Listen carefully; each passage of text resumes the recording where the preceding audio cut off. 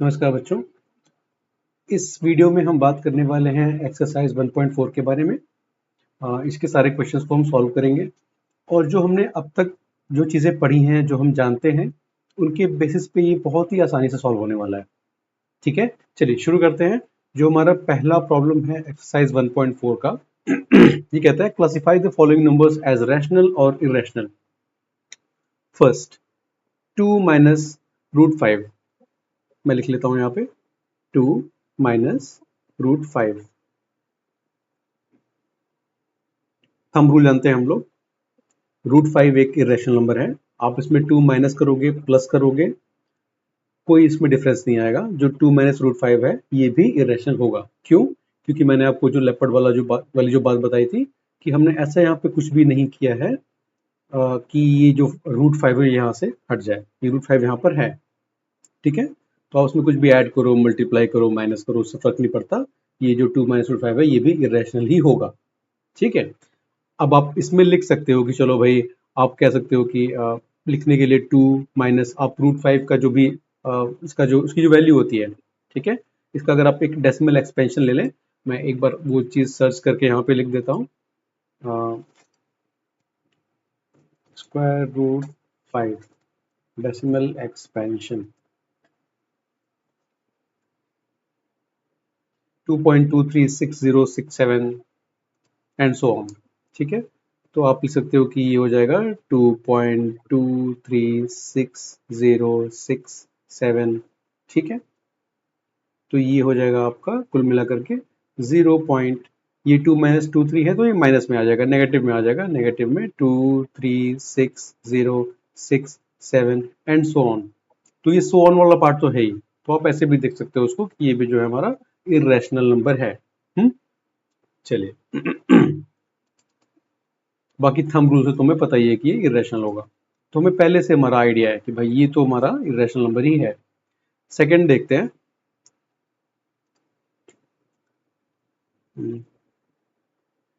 3 plus root 23, ठीक है, और माइनस कर दिया है रूट 23। समझ गए? यहाँ पे हमने एक ऐसा काम कर दिया कि ये रूट 23 और ये रूट 23 कैंसिल हो जाएंगे। एंड रिजल्ट क्या आएगा? 3 आएगा। 3 तो रैशनल होता है, ठीक है। तो ये आपका हो गया इरेशनल, ये जो आपका है ये हो गया इरेशनल, ये आपका हो गया रैशनल, ठीक है। चलिए, क्यों रैशनल हो गया? हमने रूट 23 को हटा दिया।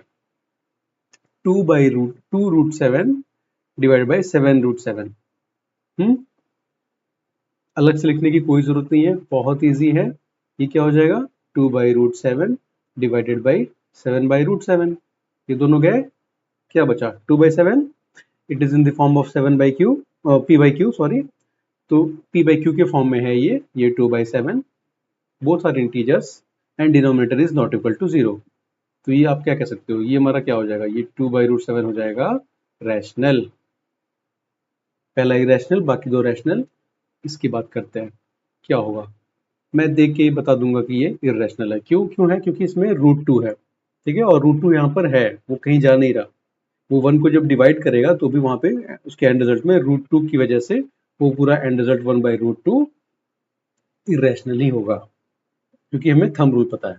चलिए, 2 पाई, ये क्या है? बहुत इजी है, इरेशनल।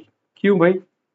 क्योंकि पाई इरेशनल होता है। अगर पाई इरेशनल है तो आप उसमें 2 से मल्टीप्लाई करो, 10 से मल्टीप्लाई करो, 5 से डिवाइड करो, कुछ भी करो, पाई तो है वहां पे, तो वो इरेशनल तो बनाए रखेगा, ठीक है। तो ये भी हमारा इरेशनल हो गया। चलिए, बहुत इजी था, अब आगे बढ़ते हैं। Simplify each of the following expressions 3 plus root 3, 2 plus root 2। चलिए इसको सॉल्व करते हैं। हमारा प्रॉब्लम है 3 प्लस रूट 3 और 2 प्लस रूट 2। इसे सिंप्लीफाई करना है, ये थोड़ा सा सिंप्लीफाई हो जाए, ठीक है। तो ये ऐसे हो सकता है कि आप 3 को फिर 2 प्लस रूट 2 से मल्टीप्लाई करेंगे। एक बार ये इनसे मल्टीप्लाई हो जाएगा और एक बार ये इनसे मल्टीप्लाई हो जाएगा, प्लस रूट 3 जो है इसको आप 2 प्लस रूट 2 से मल्टीप्लाई करेंगे, ठीक है। तो ये क्या होगा 3 to 6 प्लस 3√2 प्लस जब √3 मल्टीप्लाई होगा तो क्या होगा 2√3 प्लस √3 और √2 आपस में मल्टीप्लाई हो जाएंगे। फाइनली ये क्या बनेगा 6 प्लस 3√2 प्लस 2√3 प्लस 3 और 2 आपस में मल्टीप्लाई हो जाएंगे 6। ठीक है ये आपका सिंप्लीफाई हो गया है ना, बहुत इजी था, कोई प्रॉब्लम नहीं है। आगे बढ़ते हैं।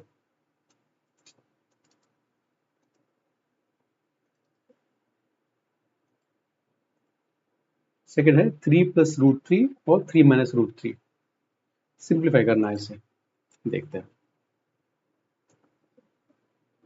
3 प्लस √3 और 3 माइनस √3। क्या लग रहा है आपको इसको देख करके? याद आ रहा है ना हमारा वो फॉर्मूला जो हमने भी पढ़ाई की थी उसके बारे में कि a प्लस बी और a माइनस बी का जो प्रोडक्ट होता है वो क्या होता है a square minus b square. इसे देखते ही याद आ गया। क्या हो जाएगा ये 3 स्क्वायर माइनस √3 का स्क्वायर। क्या हो जाएगा 3 का स्क्वायर होता है 9 और √3 का स्क्वायर होता है 3, तो इसकी वैल्यू हो जाएगी 6। ठीक है, बहुत इजी था। चलिए,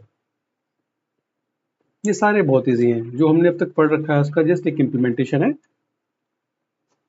√5 प्लस √2 ये क्या है? यहाँ पे मैं लगाना भूल गया था, यहाँ पे ये इसका स्क्वायर है। हमें √5 प्लस √2 के स्क्वायर का एक्सपेंशन करना है, इसको सिंप्लीफाई करना है। चलिए देखते हैं, बहुत बहुत इजी है ये भी। √5 प्लस √2 का स्क्वायर। देखिए आपके पास है √5 प्लस √2 और इसका हमें करना है स्क्वायर। इसे देख के कौन सा फॉर्मूला आपको याद आता है? a प्लस बी का whole square equals a square plus b square plus 2ab। ठीक है, ये इसका a प्लस बी का होल स्क्वायर ही तो है। ये हो जाएगा √5 का स्क्वायर प्लस √2 का स्क्वायर प्लस 2 टाइम्स √5 इंटू √2। ठीक है, ये आपका हो गया 5 प्लस 2 प्लस 2√10। 5 2 मल्टीप्लाई हो जाएंगे 10 हो जाएगा। तो ये आपका हो गया 7 प्लस 2√10। ठीक है, बहुत इजी है। नेक्स्ट देखते हैं √5 माइनस √2 √5 प्लस √2। ये तो मुझे लगता है आप यहीं पे सॉल्व कर लोगे। Simple, a square minus b square. देखिए √5 माइनस √2 √5 प्लस √2, इसे भी देख लेते हैं। √5 प्लस √2 यही है ना, और √5 माइनस √2 जस्ट नॉर्मल केस है a square minus b square का। ये हो जाएगा √5 स्क्वायर माइनस √2 स्क्वायर। क्यों हो जाएगा? अभी हमने लिखा था, एक बार फिर से लिख लेते हैं। a प्लस बी है और a माइनस बी है, तो इसका फॉर्मूला होता है a square minus b square. तो ये हो गया आपका 5 माइनस 2 इक्वल्स 3। सॉल्व कर लिया हमने फर्स्ट क्वेश्चन। चलिए, बहुत अच्छे। सॉरी, ये सेकंड क्वेश्चन था, ये भी सॉल्व हो गया। थर्ड पे चलते हैं। ये क्या कहता है? Recall pi is defined as the ratio of circumference of a circle to its diameter. That is pi equals c by d. This seems to contradict the fact that pi is irrational. How will you resolve this contradiction? बताइए बच्चों। हमें पता है कि जो rational number होता है, ये जो आपका रैशनल नंबर है, ये क्या होता है p by q के फॉर्म में होता है। ठीक है, where p and q are integers। ठीक है, ये इंटीजर होते हैं and q is not equal to 0। ठीक है, अब ये हमसे ये कह रहे हैं, मैं आपको ऐसे दिखाता हूँ, जैसे अगर हमारे पास कोई एक सर्कल होता है, यहाँ पे बना लेते हैं। अगर मेरे पास एक सर्कल है, ठीक है, ये सर्कल है, ये ओ उसका सेंटर है और ये आपका रेडियस है, लेट्स से ए, ठीक है, ये आपका रेडियस है, ठीक है। तो ये जो सरकमफेरेंस होता है, ये जो पूरा लेंथ है सर्कल का, ये पूरी फेंसिंग है सर्कल की, ठीक है, ये जो सरकमफेरेंस होता है इसको आप कह सकते हो सरकमफेरेंस। इसका फॉर्मूला होता है 2πr, where are is radius और पाई तो हमारा जो इरेशनल नंबर है, ठीक है। और जो डायमीटर है, ये क्या कह रहा है कि जो हमारा पाई है, it is defined as the ratio of the circumference, ये आपका सरकमफेरेंस 2πr, ठीक है, of the circle to its diameter. Diameter क्या होता है? रेडियस का दुगना, ट्वाइस। ये अगर मैं कहूँ यहाँ पर एक पॉइंट ले लूँ बी, ठीक है, और ये एक लाइन मैंने ड्रॉ कर दिया है, ठीक है, तो जो ए बी है वो होता है डायमीटर, ए बी जो होता है वो डायमीटर होता है, ये रेडियस का 2 टाइम्स होता है, ठीक है। तो अगर आप सरकमफ्रेंस डिवाइडेड बाय डायमीटर करोगे तो 2r करोगे, ठीक है, तो ये क्या हो जाएगा? आर आर कैंसिल होगा, 2 कैंसिल हो जाएगा, ये हो जाएगा पाई, ठीक है। तो इन्होंने कहा कि पाई को हम ऐसे भी लिख सकते हैं कि ये जो है हमारा सरकमफ्रेंस है और ये हमारा डायमीटर है, तो हम इसको ऐसे लिख सकते हैं, पाई equals circumference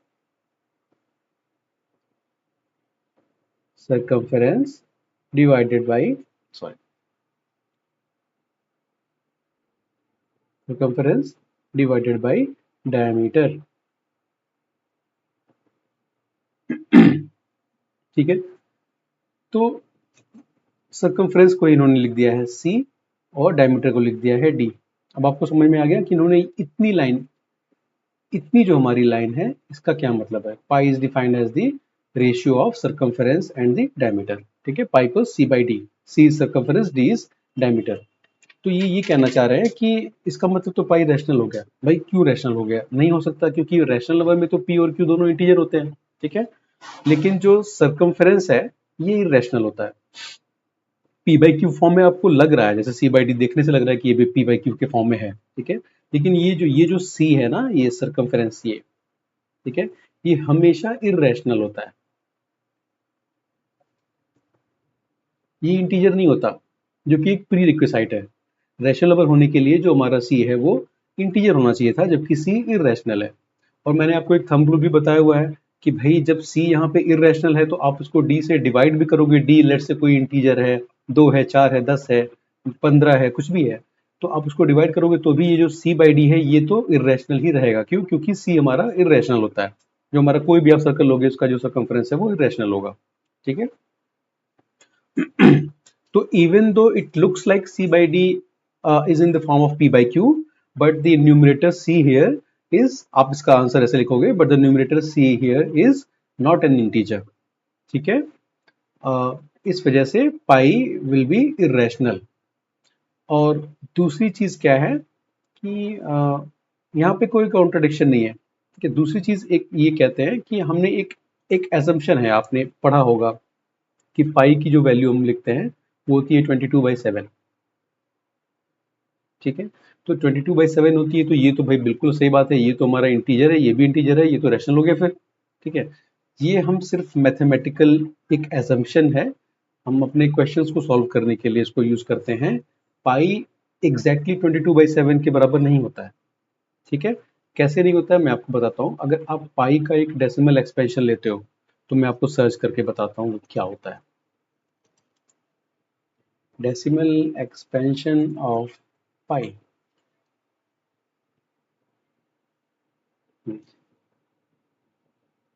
3.14159265, 3.14159265 and so on, ठीक है। और अब एक 22/7 को भी देख लेते हैं। अगर आप 22/7 का डेसिमल एक्सपेंशन लोगे तो वो क्या होता है, वो भी सर्च करके बताता हूँ। 22/7 डेसिमल एक्सपेंशन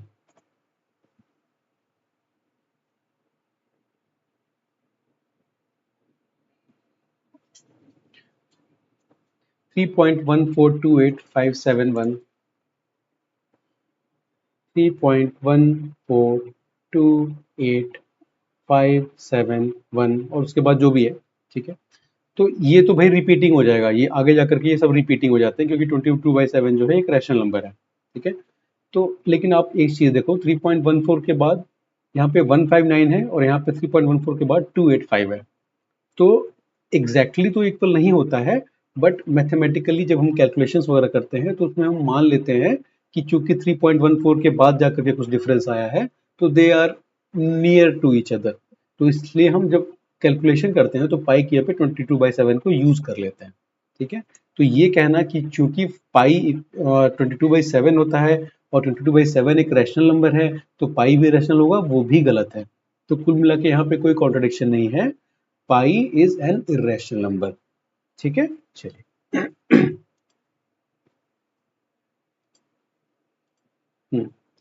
नेक्स्ट क्वेश्चन है हमारा, represent root 9.3 on the number line.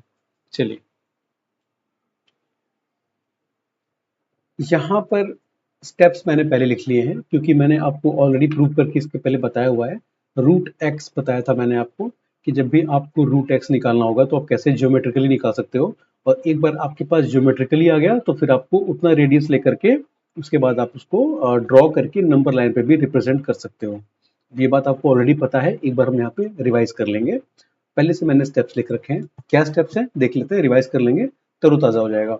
Draw a line from a point O and take a length of 9.3। क्यों? क्योंकि हमें रूट ऑफ 9.3 चाहिए, तो हम जो लेंथ है वो 9.3 लेंगे और mark this point on line as A. चलिए ड्रॉ करके देखते हैं ऐसे। ये कहता है कि आप एक यहां से एक लाइन ड्रॉ करो, ठीक है। ये आपका हो जाएगा O और ये जो पॉइंट है ये हो जाएगा आपका A। तो मैं थोड़ा इधर बना लेता हूँ, ये पॉइंट हो जाएगा A। Sorry. Draw a line from point O and take a length of 9.3. Mark this point on line as A. तो कुल मिलाकर के ये कह रहे हैं कि OA की जो डिस्टेंस है वो 9.3 होनी चाहिए। 9.3 की दूरी पर एक A आपको पॉइंट लेना है। चलिए सेकेंड स्टेप क्या कहता है, further extend the line by 1 unit. Root x निकालने में भी हमने तो ये किया था ना, इसको आप B मान लो, ठीक है, और ये आपका 1 यूनिट हो गया, ठीक है। फिर क्या कहता है, take centre of OB and name it C। अब ये जो हमारा OB है, ये जो पूरा हमारा OB है यहाँ से लेकर के और यहाँ तक जो हमारा OB है इसका एक सेंटर ले लेंगे, ये हमारा सेंटर हो गया C। चलिए थोड़ा यहाँ पे भीड़ नहीं बढ़ाते हैं, इसे हटा देते हैं, सेंटर हो गया हमारा C। नेक्स्ट स्टेप क्या कहता है, draw circle with centre as C and radius as OC।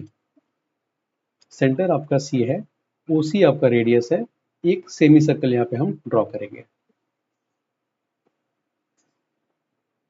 आप अपना कंपास यूज करोगे और एक सेमी सर्कल ड्रॉ करोगे, ऑब्वियसली ये सेमी सर्कल यहाँ बी पे जाकर के मीट करेगा, ठीक है। फिर क्या कहता है हमारा, परपेंडिकुलर लाइन की हमने बात की थी वही यहाँ पे मेंशन है, draw perpendicular line from A and name the point of intersection of this line with circle as D. हमने एक परपेंडिकुलर लाइन लिया है यहाँ पे, ये हमारी परपेंडिकुलर लाइन है जो कि यहाँ आ रही है, ठीक है, और जहाँ पर इस सर्कल ये कोई कट कर रही है इसे आप डी मान लो। तो अब ये तो हमारा एक राइट एंगल ट्रायंगल हो गया, ठीक है। जस्ट अ सेकंड, ये हमारा एक राइट एंगल ट्रायंगल है, ये हमारा 90 डिग्री है, ठीक है। तो ये क्या कहता है कि जो आपका AD है वो पाइथागोरस थ्योरम अगर हम लगाएंगे तो हम पाएंगे कि ये जो आपका AD है ये स्क्वायर रूट ऑफ 9.3 होगा, ठीक है। कैसे होगा आपको पता है, CA हमारे पास है, CD पता है, पाइथागोरस थ्योरम कैसे लगाते हैं कि भाई CD square equals C sorry equals CA square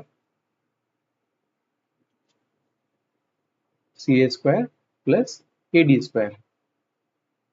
CD हमें पता है, CD क्या है, CD बराबर OC क्योंकि दोनों ही रेडियस हैं, ओसी क्या है भाई, जो हमारा 9.3 है +1, इसका हाफ ही तो है, ओबी का हाफ ही तो है ओसी, ये हो जाएगा इसका स्क्वायर इक्वल्स सी ए क्या है 9.3 +1/2 में से आप एक माइनस कर दो, ए बी की डिस्टेंस माइनस कर दो, ये हमारा हो जाएगा सी ए प्लस हो जाएगा ए डी स्क्वायर। ठीक है, तो फाइनली क्या आया आपका 9.3 +1/2 इक्वल्स 9.3 -1/2। ये यहाँ पर भी स्क्वायर है, ये यहाँ पर भी स्क्वायर है, प्लस ए डी स्क्वायर। ठीक है, अब आगे की कहानी यहाँ पे लिख लेते हैं हम लोग। ठीक है, ये क्या हो जाएगा आपका ए डी स्क्वायर इक्वल्स 9.3 का स्क्वायर +1 प्लस 2 टाइम्स 9.3।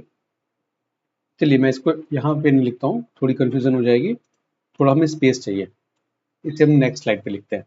9.3 +1/2, 9.3 -1/2। ठीक है, तो इसे यहाँ लिखते हैं 9.3 +1/2 का स्क्वायर माइनस 9.3 -1/2 का स्क्वायर इक्वल्स हो जाएगा हमारा ए डी स्क्वायर। तो ये क्या हो जाएगा 9.3 का square +1 plus 2 times 9.3 into 1 minus 9.3 का स्क्वायर +1, ठीक है, माइनस 2 टाइम्स 9.3 इंटू 1। ठीक है, और यहाँ पे हमारा आ जाएगा 4। ठीक है, आप देखोगे तो ये 9.3 इससे चला जाएगा, ये 1 इससे चला जाएगा, और ये माइनस माइनस प्लस हो जाएगा, तो ये हो जाएगा 2 टाइम्स 9.3 प्लस 2 टाइम्स 9.3 बाई 4, ये हो जाएगा ए डी स्क्वायर। ठीक है, कोई कंफ्यूजन नहीं है, बिल्कुल एक्स वाले की तरह ही है। ये हो जाएगा A D square equals 4 times 9.3 divided by 4, 4 गया, तो फाइनली हमारे पास क्या आया, ए डी इक्वल्स √9.3। ठीक है, यहाँ पे हमने प्रूफ कर दिया, बहुत इजी था, हमने बिल्कुल वही स्टेप्स फॉलो किए जो हमने स्क्वायर रूट ऑफ एक्स के लिए फॉलो किए थे। अब स्क्वायर रूट ऑफ एक्स के लिए हमने कर लिया था, अब ये तो यहाँ पे एक एग्जांपल ले लिया है स्क्वायर रूट ऑफ 9.3, ये कुछ भी हो सकता है, 8.7 हो सकता है, 7.9 हो सकता है, 6.6 हो सकता है, कुछ भी हो सकता है। चलिए आगे बढ़ते हैं। Rationalise the denominators of the following, इसे हमें रैशनलाइज करना है।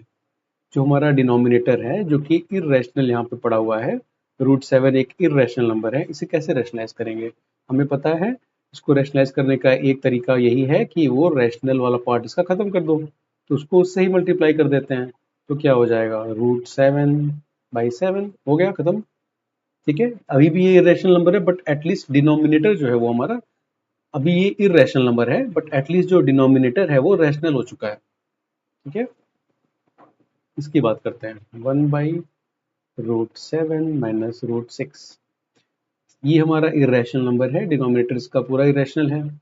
इसे रैशनल कैसे करेंगे, इसको हम a square minus b square का फॉर्मूला लगा लेंगे, हमें इसका स्क्वायर करना है ताकि इसका जो रूट पार्ट है वो हट जाए। उसका स्क्वायर तभी होगा जब इसमें हम a square minus b square का फॉर्मूला लगाएंगे, जो कि होता है a plus b a minus B.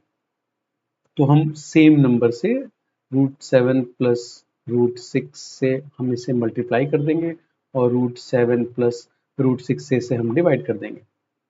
ठीक है, तो ये क्या आ जाएगा, √7 प्लस √6, और यहाँ पे क्या हो जाएगा, ए स्क्वायर माइनस बी स्क्वायर, यानी कि 7, √7 का स्क्वायर 7, √6 का स्क्वायर 6, 7 माइनस 6 1। ठीक है, तो फाइनल हमारी वैल्यू हो जाएगी √7 प्लस √6। ठीक है, बहुत इजी है। चलिए 1/√5 प्लस √2, इसे देखते हैं। 1/√5 प्लस √2, यही है ना, √5 प्लस √2। चलिए, आपको पता है कुछ भी बताने की जरूरत नहीं है, हमें इरेशनल पार्ट हटाना है डिनोमिनेटर से, उसे रैशनलाइज करना है, तो इन स्क्वायर रूट्स का कुछ करना पड़ेगा। क्या करना पड़ेगा? वही फॉर्मूला लगाएंगे, सेम ओल्ड फॉर्मूला हमारा a² - b² वाला। तो ये हो जाएगा √5 माइनस √2, इससे ही हम ऊपर नीचे मल्टीप्लाई कर देंगे, √5 माइनस √2 से। क्यों कर रहे हैं? ताकि ये जो √5 है प्लस √2 है, ये जब √5 माइनस √2 से मल्टीप्लाई होगा तो a² - b² का फॉर्मूला लग जाएगा। तो √5 माइनस √2, और ये अब ये दोनों स्क्वायर जो है हमारे, इनका हमें स्क्वायर रूट जो है इनका हमें स्क्वायर निकालना होगा। स्क्वायर रूट ऑफ 5 हो जाएगा, स्क्वायर हो जाएगा √5 का 5, और √2 का स्क्वायर हो जाएगा 2। ठीक है, ये आपका हो जाएगा √5 माइनस √2, 5 माइनस 2 3। बहुत ईजी था। ठीक है, चलिए, सिंपल सी बात है, हमने बस वो एक रूल ऑफ थंब फॉलो किया है कि इरेशनल नंबर को हमें रैशनलाइज करना है, तो इन स्क्वायर रूट्स का कुछ तो करना पड़ेगा। ठीक है, तो हमने इनको स्क्वायर करके स्क्वायर रूट से हटा दिया। Simplify the following. Just second. तो यहाँ पर जाकर के हमारा एक्सरसाइज 1 पॉइंट क्या है, ये एक्सरसाइज 1.4 है आई थिंक। हाँ, एक्सरसाइज 1.4 खत्म होता है। अब ये जो नेक्स्ट पार्ट है, laws of exponents for real numbers, इसके बारे में हम चर्चा करेंगे हमारे नेक्स्ट वीडियो में। ठीक है, ये बहुत इंटरेस्टिंग होने वाला है और ये एक नया टॉपिक है। ठीक है, तो अभी आप इसके बारे में इस वीडियो में मत समझो, वरना ये थोड़ा ओवरवेलमिंग हो जाएगा। नेक्स्ट में हम फ्रेश माइंड से इसको देखते हैं। ठीक है, तब तक के लिए कीप लर्निंग, और हम मिलते हैं नेक्स्ट वीडियो में। चलिए, बाय बाय।